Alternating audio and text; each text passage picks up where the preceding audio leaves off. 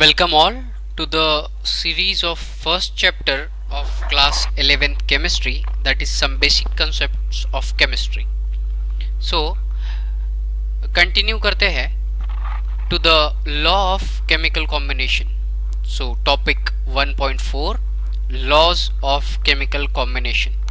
It is और here after जो session होने वाला है ये लिटिल बिट टेक्निकल है, सो एडवाइस ये है कि ये सेशन करने से पहले एटलीस्ट एक बार आपकी बुक का रीडिंग होना बेहद ज़रूरी है. Okay, so there are certain basic law as this are the laws जो हर जगह आपको अप्लाई होने वाले हैं इसके बाद में पूरी केमिकल रिएक्शंस में.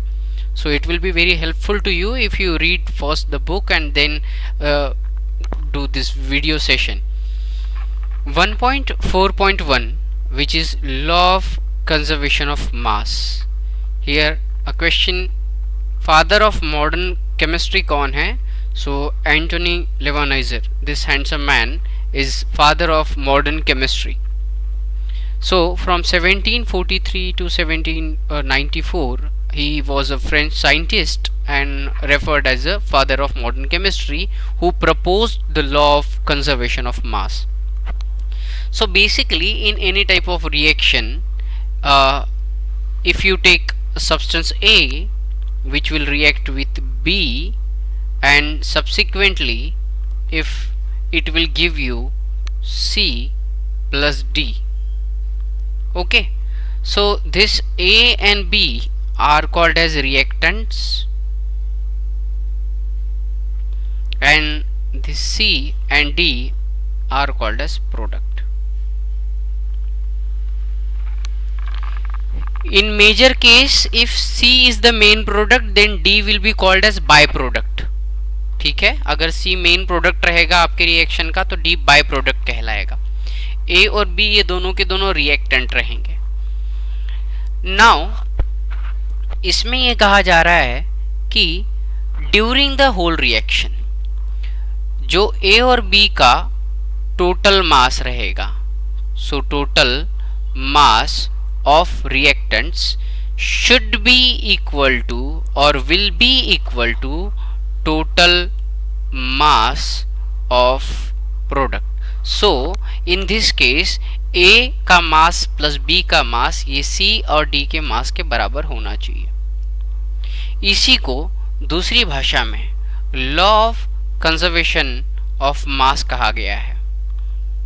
Law of conservation of mass ये कहता है कि मास कैनॉट बी क्रिएटेड और cannot be destroyed, so it can convert into energy but there is no destruction of mass. Like जो फायर क्रैकर्स होते हैं फटाका, अगर फटाके का मास से 5 ग्राम इसमें बारूद भरा है और अगर आप इसको इग्निशन दें, फोड़े, तो साउंड एनर्जी में कुछ फॉर्मेट कन्वर्ट हो जाता है, कुछ लाइट एनर्जी में कन्वर्ट होता है.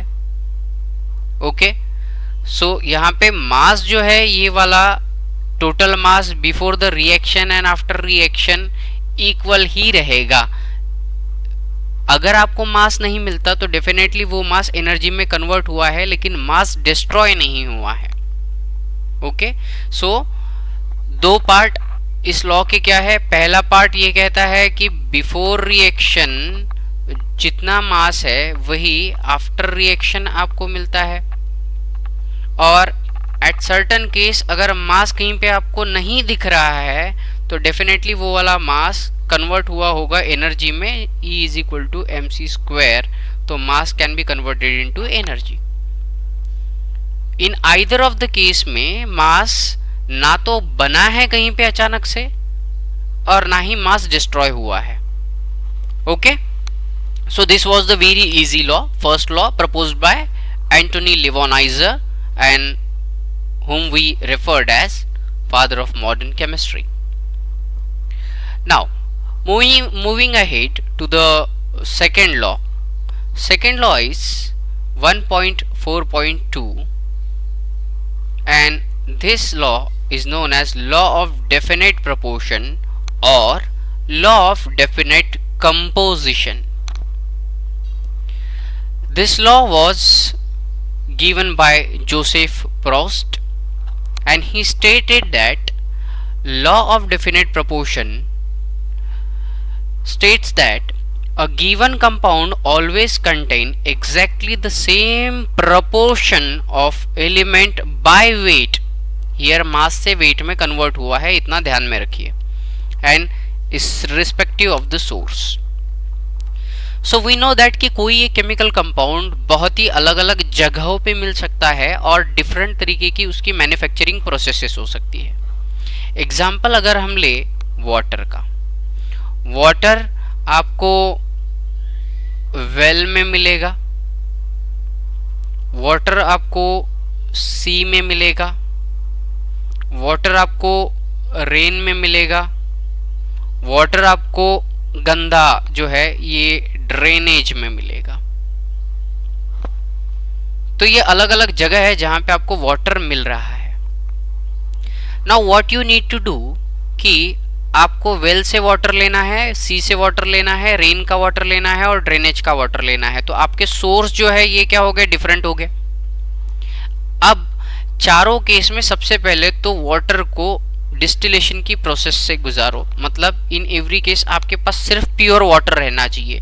तो वेल से निकले हुए पानी के अंदर के मिनरल्स उसमें से हट जाएंगे, सी से निकले पानी से भी मिनरल्स हट जाएंगे, रेन वाटर भी प्यूरिफाई हो जाएगा बाय दैट प्रोसेस, और ड्रेनेज वाटर से भी जो मड और इम्प्योरिटी है वो हट जाएगी. अब आपके पास में सिर्फ एक कंपाउंड है जिसे हम लोग वाटर कह रहे हैं. अब अकॉर्डिंग टू जोसेफ प्रोस्ट, जो ये वाटर आपने लिया है, ये कंपाउंड लिया है, इस कंपाउंड में ऑलवेज जो एलिमेंट प्रेजेंट है हाइड्रोजन और ऑक्सीजन, ये 2:1 के रेशियो में रहेंगे, इर्रेस्पेक्टिव ऑफ देयर सोर्स. ऐसा नहीं होगा कि रेन वाटर से ऊपर से आया हुआ पानी है तो ऑक्सीजन वहां बहुत ज्यादा है तो ये H2O2 दे दे और हम इसे पानी कहेंगे या वाटर कहे, बिल्कुल नहीं. At every case, irrespective of their source, if you produce water, it will always have, the water compound will always have element in the same proportion by weight.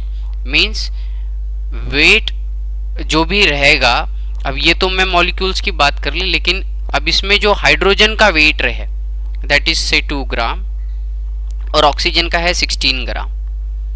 ठीक है, तो ये 1:8 का रेशो बनाता है. ठीक है, ये तो नंबर ऑफ एटम्स की बात हो गई, लेकिन प्रोपोर्शन बाय अगर वेट की बात करें तो हाइड्रोजन का वेट कितना है मॉलिक्यूल में, 2 ग्राम, और ऑक्सीजन का कितना है 16 ग्राम, तो ये 1:8. फिर अगेन ये एटॉमिक मास यूनिट के टर्म्स में मैं बात कर रहा हूं, सो ये 1:8. ये भी सेम एग्जाम्पल दिया है क्यूप्रिक कार्बोनेट का. ये तो नेचुरल तरीके से मिला हुआ, हमने एक क्यूप्रिक कार्बोनेट लिया और दूसरा जो लैब के अंदर मैन्युफैक्चर किया है केमिकल रिएक्शन से वो लिया. अब दोनों के अंदर कॉपर का जो वेट है इस मॉलिक्यूल के अंदर ये 51.35% था और इसमें भी 51.35% मिला. परसेंट ऑफ ऑक्सीजन जो मिला वो 9.78. हमने क्या किया सबसे पहले कि जो भी कंपाउंड है इसका मास निकाला और वो मास के रेशियो लिए. स्टार्टिंग में मैंने आपको जो समझाया है ये 2:1, ये वाला मैंने एटम की संख्या के हिसाब से समझाया है. लेकिन यहाँ क्या कहा गया है कि कोई भी कंपाउंड इर्रिस्पेक्टिव ऑफ अगर सोर्स लेंगे तो उस कंपाउंड के अंदर मिलने वाले जो एलिमेंट है उन एलिमेंट के वेट का रेशियो ऑलवेज फिक्स रहेगा. तो यहाँ पे भी ये ऑक्सीजन 9.74 और जो कार्बन का परसेंट है ये 38.91, 38.91. सो 100% कंपोजिशन के अंदर जो एलिमेंट हमने इन्वॉल्व किए हैं रिस्पेक्टिव ऑफ देयर सोर्स, उनके जो वेट है ये प्रोपोर्शनेट रहेंगे. Okay, so this one was said by Joseph Proust. So you must concentrate on this percentage जो वेट है इसके ऊपर आपको कॉन्सेंट्रेट करना है. So sorry, here should be also 1:8. Now, moving ahead to the next law. Next law is law of multiple proportion. It was proposed by John Dalton, the same scientist who proposed atomic theory. So 1803 में John Dalton ने जो law of multiple proportion दिया था उसमें उन्होंने ये कहा है कि से इफ देयर इज एलिमेंट ए और ये बी के साथ रिएक्ट करता है, बी के 2 एटम के साथ रिएक्ट किया और बी के से 3 एटम के साथ रिएक्ट किया, तो बी ये ऑलवेज जब जब ए के साथ में कंबाइन होगा, अब ये 2:3 का रेशो फॉर्म करेगा, सिंपलर रेशो, ये होल नंबर में रहेगा, ऐसा नहीं कि 2.5 बी लग गया। और डिटेल में इसको इलैबोरेट करके देखते हैं कि when 2 elements A and B do reaction and while doing the reaction if they form more than 1 compounds, okay, at that time the mass of element B which will combine with A will always bear a ratio of small whole number. ठीक, let's take an example. In example you are having nitrogen and oxygen forming 2 compounds. Okay, in the first case nitrogen and oxygen are forming nitric oxide, and in another case nitrogen and oxygen is forming nitrogen dioxide. Here nitrogen is your compound A and oxygen is your compound B. So A is combining with B and forming 2 different products. To form these 2 different product, A का तो mass fix है, B के mass change होना जरूरी है, तो ये जो B के मास A के साथ में जुड़ेंगे इनका रेशो ऑलवेज फिक्स्ड रहेगा. Okay, so here it is given oxygen और ऑक्सीजन इन फर्स्ट केस 16 ग्राम और दूसरी केस में 32 ग्राम, मीन्स ये 1:2 के फॉर्मेट के अंदर ऑक्सीजन ऑलवेज जुड़ सकता है नाइट्रोजन से to form compound. Okay, so nitrogen can be form NO और NO2, इससे ये हमें पता चलेगा. समझ में आया? So here you can find the 2 masses of oxygen, that is 16 gram and 32 gram as we have said, and with a fixed mass of nitrogen. So for every 14 gram either you can use 16 gram or 32 gram of oxygen, and their ratio will be in a small number, that is 16 और 32, तो 1:2. और एक example आप इसी प्रकार से ले सकते हैं for carbon monoxide and carbon dioxide. So carbon with oxygen will give you carbon monoxide and carbon with oxygen will give you carbon dioxide. So here it is 12 gram.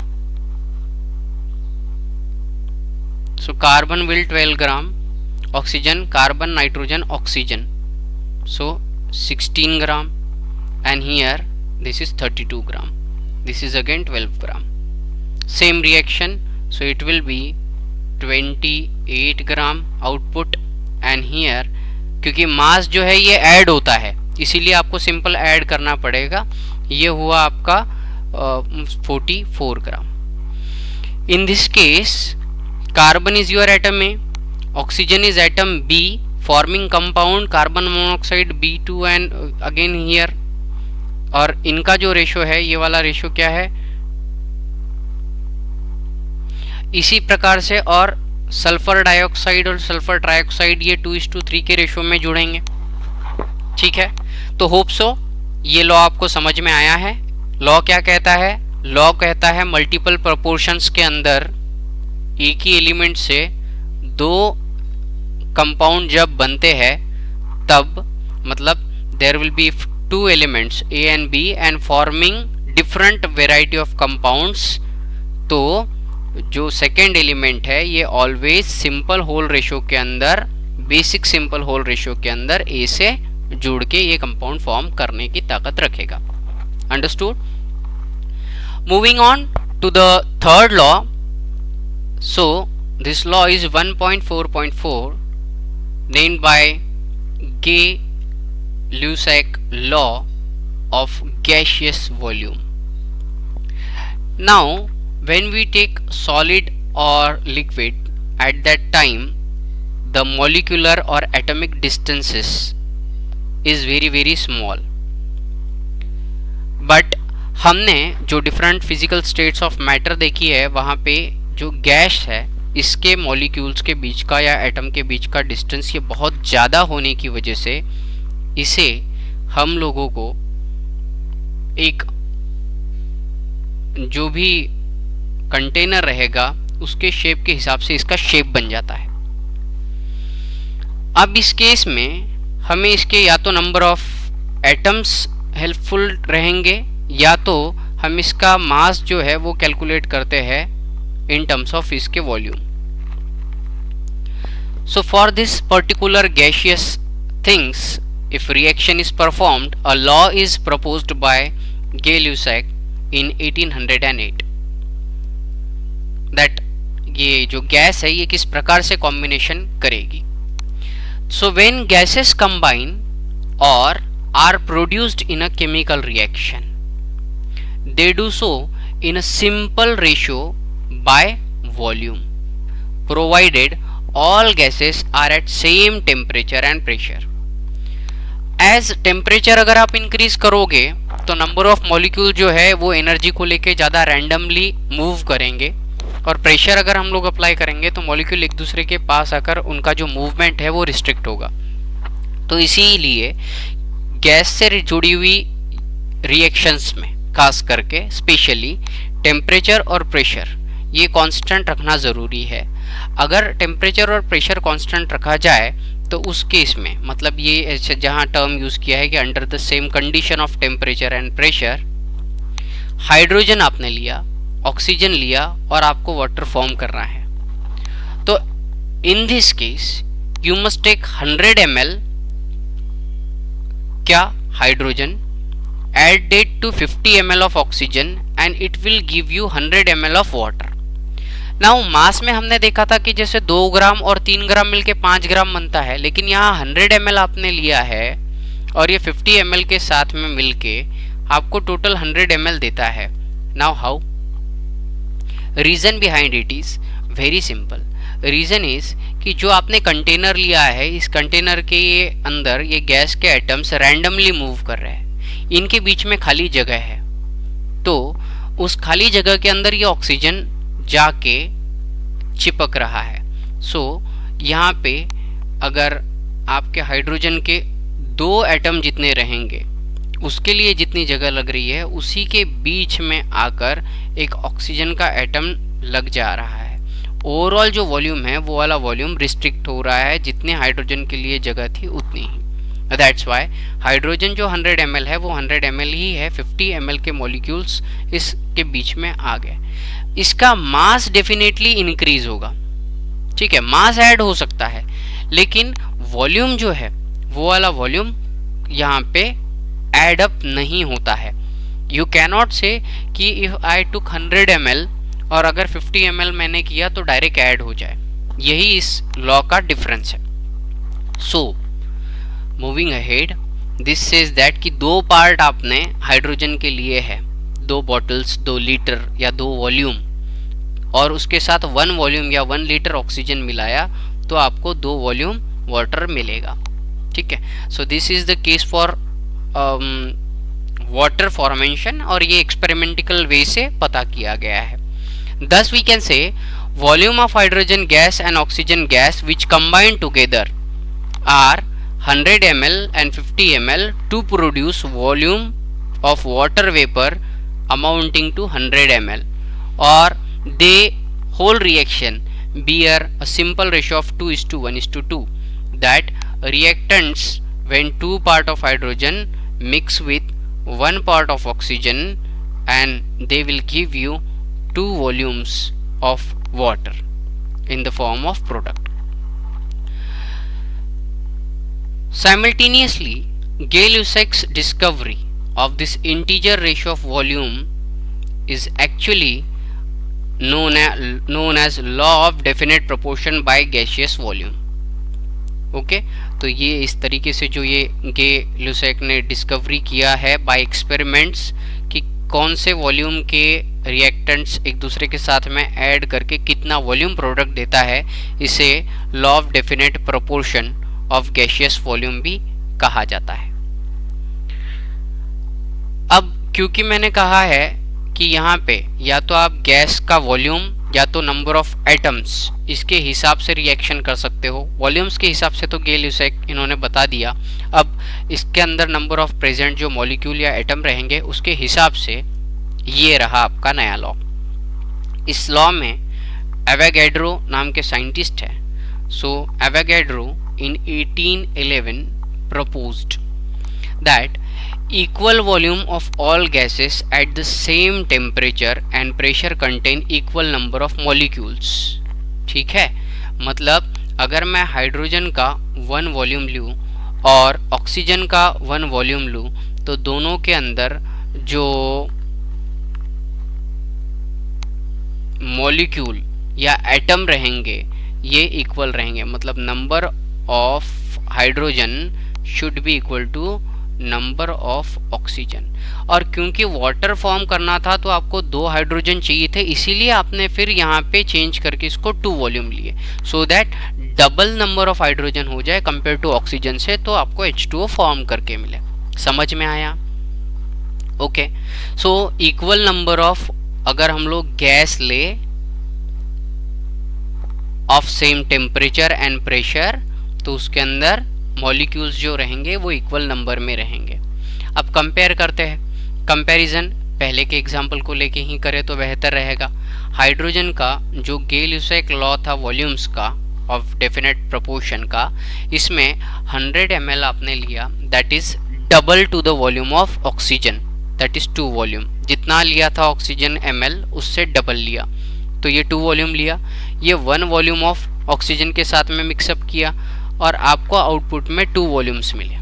Okay, अब क्योंकि यहाँ पे सेम तरीके से अगर हम Avogadro law लगाए तो जितना वॉल्यूम लिया है 50 ml, इसमें अगर n मॉलिक्यूल रहेंगे तो इससे डबल वॉल्यूम अगर लेते हैं तो 2n, मतलब डबल नंबर ऑफ वॉल्यूम्स इसमें रहेंगे। आउटपुट यहाँ से आप देख सकते हो कि उस प्रोपोर्शन लॉ से, एवोगैड्रोस लॉ के हिसाब से प्रोडक्ट कितना मिलेगा, सो 2n ऑफ मॉलिक्यूल्स प्रोडक्ट मिल रहा है। सो एवोगैड्रो लॉ कहता है 2n molecules when reacted with 1 molecule या 2 molecule reacting with 1 molecule will be providing you 2 molecules. Picture के फॉर्मेट के अंदर अगर हम लोग देखना चाहे तो जैसे कि वॉल्यूम किसी कंटेनर के अंदर की कैपेसिटी का पैरामीटर है, तो एक मैंने यहाँ पे ये पॉट लिया है जिसमें 1 वॉल्यूम ऑफ हाइड्रोजन लिया, ठीक है, 1 लीटर या 2 लीटर या 3 लीटर, जिसे भी मैं 1 वॉल्यूम कंसिडर करूं, इसके साथ इतना ही equal 1 volume of hydrogen if I added, and if I added 1 volume of oxygen. In this case in every term देखिए यहाँ हाइड्रोजन और हाइड्रोजन के बीच में एक ऑक्सीजन लग रहा है, and I am having 2 volume of water vapour. So hope so that you have understood Avogadro's law totally in the crystal clear manner. Moving ahead, that while studying all these law parallel way में 1808 में Dalton जो है इन्होंने publish की A New System of Chemical Philosophy। So as आपने metric system देखा है जिसके अंदर आप अलग अलग क्वांटिटीज़ के वेट एंड मेजरमेंट्स का सिस्टम डेवलप कर रहे थे, तो डाल्टन ने 1808 में एक पेपर पब्लिश किया जो कहा गया, जिसका टाइटल था a new system of chemical philosophy, and he propose certain feature which gradually known as Dalton's atomic theory, जो कुछ समय के बाद में डाल्टन की एटॉमिक थ्योरी के हिसाब से पता चले। So what were the features of the Dalton's atomic theory? Dalton stated that matter is consist of very tiny indivisible particles and we will call it as atom. So if you take certain material and break down into pieces, जो ये टूटा हुआ इसको और अगर मैं दो part के अंदर डिवाइड करूं फिर और इसको मैं, तो एक ऐसी स्टेज आएगी जहां ये पार्टिकल बाद में कट नहीं हो सकेगा.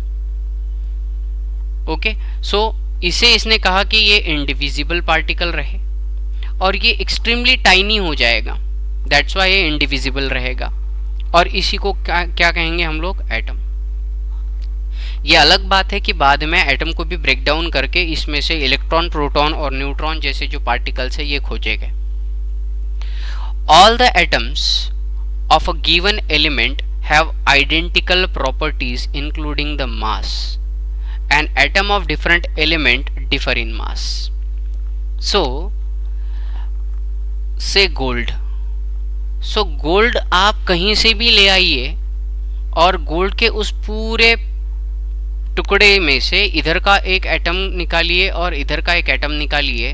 इन बोथ केस ये अगर एक ही एलिमेंट है तो इस एलिमेंट का एवरी एटम का मास सेम रहेगा. और अगर मैं एलिमेंट अलग अलग कर दूं तो सिल्वर और गोल्ड के एटम के मास अलग अलग रहेंगे.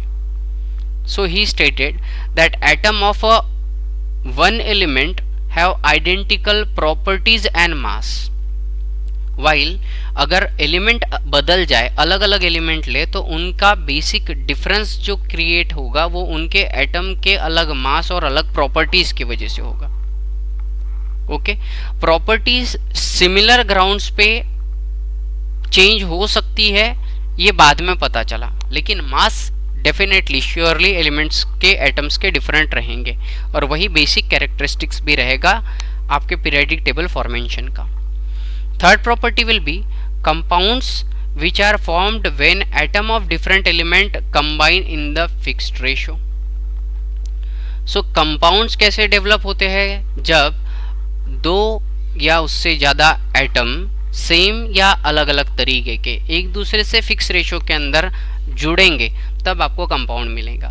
सो H2 is a compound, H2O is a compound. Okay, so they can have fixed ratio.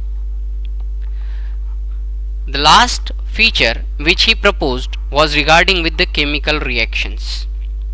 So basically he termed chemical reaction as reorganization of atoms. So chemical reaction के अंदर involvement होता है सिर्फ atom के reorganization का. So he again stressed on the law that atom, क्योंकि इनका मास होता है तो ये cannot be created and nor be destroyed during chemical reactions. Okay, understood. So only reorganization of atoms होगा. So A के जो एटम हैं ये B के अंदर चले जाएंगे या B का कुछ पार्ट A के अंदर जाकर C बनेगा और D बनेगा. So rearrangement of your reorganization of atom होंगे. So these are the basic four features of the Dalton's atomic theory which you must remember and apply the same. So with the atom there comes a concept that is title 1.6 atomic and molecular mass. अब क्योंकि Dalton ने ये बताया है कि जितने भी element है इन सभी एलिमेंट का बेसिक जो कैरेक्टरिस्टिक अलग होगा वो उनके एटम्स के सेपरेट मास की वजह से होगा और एलिमेंट ये प्रोपोर्शन के अंदर एक दूसरे से मिक्स होके कंपाउंड बनाएंगे जिसे हम लोग कहते हैं मॉलिक्यूल. तो ये जो एलिमेंट है इसके एटम का मास कितना है ये पता करना चाहिए ताकि हमें इसके बीच का डिफरेंस पता चले कि कौन सा ज़्यादा मास वाला है और कौन सा कम मास वाला है. और एक बार अगर एलिमेंट के एटम का मास पता चल गया तो इनसे प्रोपोर्शनेट में जुड़े हुए जो कंपाउंड है इसका भी मॉलिक्यूल बनेगा और मॉलिक्यूल के अंदर के एलिमेंट्स के मास की एडिशन कर या एटम्स की मास की एडिशन करके हमें मॉलिक्यूल का मास मिलता है. 1.6.1 atomic mass. So atomic mass is a mass of atom and it is determined relative to the mass of carbon 12 atom as the standard, and this has been agreed upon in 1961. इस system में carbon 12 का जो मास है इसे exactly 12.00000 atomic mass unit count किया गया है। क्या हुआ था? तो बेसिकली अब किलोग्राम रखकर तो आप लोग एक एक एटम के मास को नहीं गिन सकेंगे, तो ऐसे में जो ओल्ड ट्रेडिशनल चीज़ है या मेथड है वो काम आई। आपने ये वेइंग मेजर में इधर एक एटम रखना और यहाँ पे दूसरा एटम रखना बी, और इन दोनों का कंपैरिजन करना। अलग अलग एलिमेंट का ऐसे कंपैरिजन करते करते एक वक्त ऐसे आया जब वी हैव फाउंड दैट कि एक साइड में कार्बन 12 का एक एटम रखा और दूसरे साइड में हाइड्रोजन के टोटल 12 एटम जब रखे तब ये बैलेंस इक्वल हो गया। इसका मतलब कि कार्बन 12 के एक एटम का जितना मास है ये किसके बराबर है? 12 एटम ऑफ हाइड्रोजन। तो इससे एक हाइड्रोजन का मास कितना हुआ? तो कार्बन 12 का एक एटम जितना रहेगा उसके मास के डिवाइडेड बाय अगर मैं 12 कर दूं तो एक हाइड्रोजन का मास है, और एक हाइड्रोजन के मास को 1 एटॉमिक मास यूनिट कहा गया। इसी से कार्बन का जो मास रहेगा ये 12 टाइम्स हाइड्रोजन रहने की वजह से हम लोग कार्बन के मास को 12 एटॉमिक मास यूनिट कहते हैं। Okay, hope so you have understood it. 1 atomic mass unit 1/12 काय का मास ऑफ 1 कार्बन 12 का, और मास ऑफ 1 कार्बन 12 कितना था? तो ये जब ग्राम में कन्वर्ट किया गया तो ये 1.99268 into 10 to the power -23 grams. तो फिर 1 एटॉमिक मास यूनिट इसके बाद कितना रहेगा? तो ये 1.66056 इंटू 10 टू द पावर -24 ग्राम रहेगा। ये मास है एक हाइड्रोजन के एटम का। अब इस तरीके से अगर हम लोग ग्राम्स में याद करने लगे तो तकलीफ हो जाएगी, इसीलिए पीरियोडिक टेबल के अंदर जितने भी एलिमेंट्स हैं उनके मास हम लोगों ने AMU में कन्वर्ट किए हैं। तो hydrogen will be 1 AMU atomic mass unit, carbon will be 12 AMU। अब हीलियम ये कितने हाइड्रोजन के प्रोपोर्शनेट में होता है इसके हिसाब से ये AMU दिया गया है। ओके, अंडरस्टूड, समझ में आया? सो यहाँ से डेफिनेशन क्या होगा? डेफिनेशन हमारा ये कहेगा कि atomic mass are expressed in AMU। 1 AMU is defined as mass exactly equal to 1/12 of the mass of carbon 12 atom. ठीक है, एक AMU कितना होगा? 1/12 मतलब 12 इक्वल पार्ट करना और उसमें का 1 पार्ट का जो मास होगा किसके? 1 कार्बन 12 एटम के। AMU को अभी हाल ही में रिप्लेस कर दिया है यूनिफाइड मास यूनिट मतलब डाल्टन, जिसका सिंबल है U और DA, and U means unified mass. So this is the very latest feature in the syllabus, but आप जितने भी पीरियोडिक टेबल है इसमें AMU ही मेन फीचर देखोगे। So till this you have understood each and everything, all the laws and basic atomic और molecular mass क्या होता है डाल्टन के